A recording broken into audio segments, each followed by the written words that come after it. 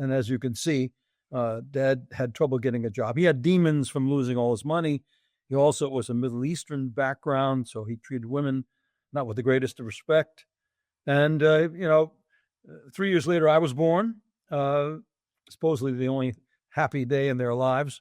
On my birth certificate, it was to an unemployed father and a homemaker mother. He wouldn't let her work. And, the rest is in the book. But what happened 3 years later, she just couldn't put up with the parapanetic experience he had. He went all over the country trying to find a job. When he get a job, he couldn't keep it very long because he was very difficult to deal with. Very smart man, but difficult to deal with. So she finally divorced him in 1939.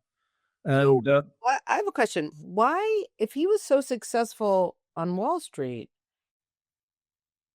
why couldn't he go back and do that again? Or he wasn't on Wall Street. He wasn't on Wall Street. Okay.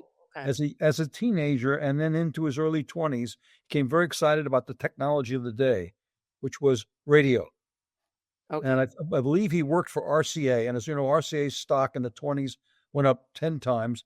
And in those days, you could leverage that 10 to 1.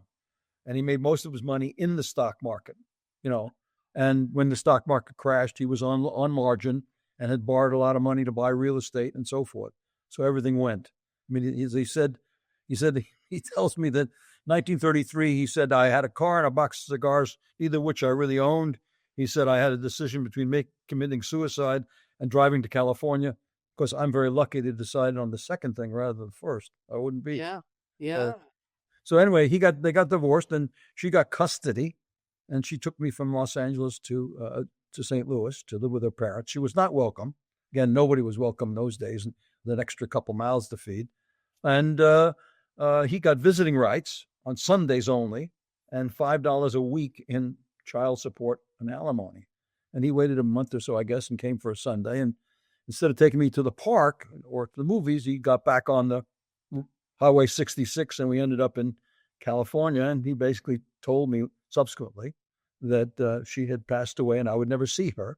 And he called her and told her never to look for us. And that's the cover of the book. That's he and I driving to California. Right. Now, and you were only 3, so of course. I was only 3, so I probably didn't understand what he was talking about. But, that's what he did tell me. She died and that I was never going to see her.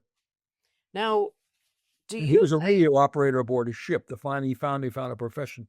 And that basically made me an orphan because even the 2 years we spent together, those first 2 years, he was away on a ship and I was with neighbors. I had been no family, neighbors or friends' homes. And I have letters from that effect. Mrs. Bennett, she was a friend of his, so she kept me while he was at sea. And so then in 1941, when the war broke out, he was either drafted or volunteered to become an officer in the Merchant Marines, and therefore I had to be put into foster homes. And that was the beginning of a 15-year period when I was really basically an orphan except for 1 year.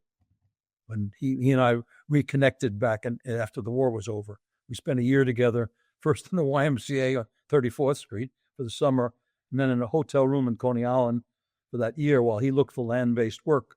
When he couldn't find land-based work, he had basically go back to sea. And actually part of the summer of 1947, I actually spent that alone because he got pulled away and the person who was going to take me wouldn't take me. So I spent the time in that hotel room in Coney Island for, I don't know, period of time by myself. And then how old were you? 10? 11. I was 11. I would get up in the morning and get on the subway for a nickel and go to the museums and go to the giant polo grounds, watch the Giants play, and come back in time, hope before dark. Were you scared? I guess so. Yes, I guess so. Because I always tried to get home before dark because Coney Island was not a good place in those days. What did you eat? He left you money? He left me money, and he also left money with the delicatessen to make sure I get my meals there, and told the manager of the hotel to keep track of me. But come September, the woman who was going to take me decided against it, and he was able to get me into an orphanage in Far Rockaway. So I went foster homes in California, orphanages in Far Rockaway, and then when I aged out of that orphanage in Far Rockaway, he disappeared completely. That was what I call the fourth abandonment. He abandoned me when he was 3. When I got divorced, he abandoned me when he was 5. When he had to go to sea, and he abandoned me again at 11 when he had to go to sea again, and then at 15 he disappeared completely.